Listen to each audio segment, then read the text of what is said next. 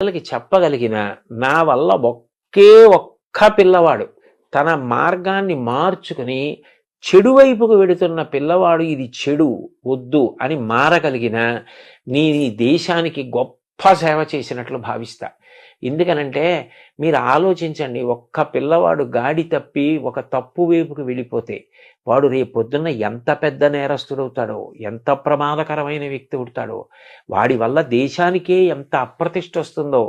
నేను చెప్పిన మాటలు ఒకే ఒక్క పిల్లాడినటువంటి మార్గం నుంచి తప్పించగలిగాయనుకోండి, మా అమ్మ 9 నెలలు కష్టపడి కని ప్రసవ వేదన పొంది నన్ను ప్రసవించినందుకు నా జన్మకి సార్థక్యం.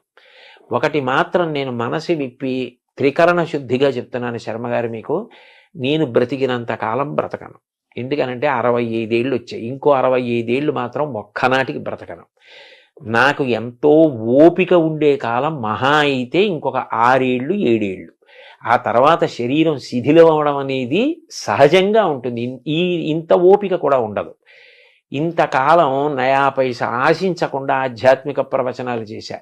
నా కోరిక ఏమిటంటే ప్రవచనాలు మానేస్తానని కాదు, కానీ 10 మంది పిల్లలకి నేను ఉపయోగపడగలిగితే, తల్లిదండ్రులకి, కుటుంబాలకి, ప్రభుత్వాలకి, దేశానికి నేను ఇంతకన్నా ఏ సేవ చెయ్యాలి?